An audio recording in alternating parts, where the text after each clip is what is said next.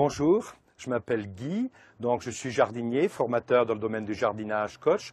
On va voir comment tailler un rosier avant de le planter, que ce soit un rosier buisson ou un rosier grimpant. On va voir comment tailler un rosier buisson avant la plantation. Bien sûr, pourquoi on taille d'abord? Tout simplement pour qu'il y ait tous les ans des jeunes branches qui, elles, sont vigoureuses, plus résistantes aux maladies et bien sûr plus florifères. Donc d'abord, on va supprimer les branches qui sont mortes, comme celle-ci aussi qui est morte. Maintenant, on va couper les branches qui sont au milieu, donc comme celle-ci qui touche une autre branche, donc on la supprime. Donc on va couper au-dessus d'un bourgeon qui va vers l'extérieur. Vous voyez, la pente est opposée au bourgeon et nous allons faire la même chose sur chaque branche du rosier. Nous allons voir avec un rosier grimpant, bien sûr, comment le tailler au moment de la plantation. Bien sûr, ici, vous remarquerez que le bourgeon est ici et que cette partie-là de la branche n'est pas nourrie. Donc, elle va sécher, elle va pourrir et ça fera une porte d'entrée pour les insectes et les champignons. Donc, on taille en biais juste au-dessus de la branche qui est en bonne santé et bien sûr, juste au-dessus d'une branche qui va vers l'extérieur pour élargir le rosier grimpant. Vous avez planté votre rosier grimpant, fixez les branches en oblique sur votre mur. En réaction, les bourgeons qui sont ici vont pousser et pousser très droit. Et n'oubliez pas, une branche qui est droite ne fait que du bois et des feuilles, donc il faudra bien sûr l'arquer.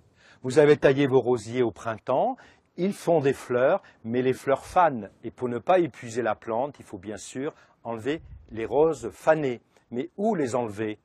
Vous remarquerez que sur vos rosiers, vous avez des feuilles qui ont 1, 2, 3 folioles et des feuilles qui en ont 1, 2, 3, 4, 5 ou 7 folioles. Il faudra toujours couper au-dessus d'une feuille qui a 5 folioles ou 7 folioles pour avoir des nouvelles fleurs.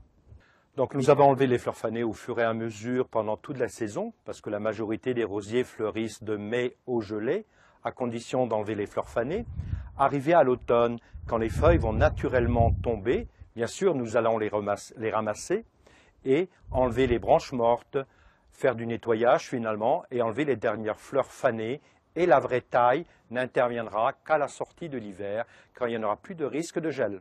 Dans quelques années, dans 7-10 ans, la branche la plus âgée du rosier grimpant va être toute ridée à la base et va devenir donc un repère de maladies, d'insectes.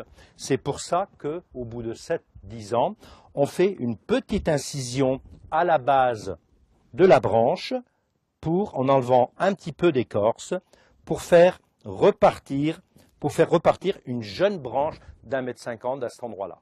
Nous avons vu comment tailler un rosier buisson et pourquoi, et un rosier grimpant. Bien sûr, la majorité des rosiers se taillent à la sortie de l'hiver, sauf pour les rosiers qui fleurissent de mai au gelée. Mais nous avons certaines vieilles variétés de rosiers qui ne fleurissent qu'une fois au printemps. Celles-là, bien sûr, il faut les tailler après leur floraison, sinon vous n'aurez pas de fleurs.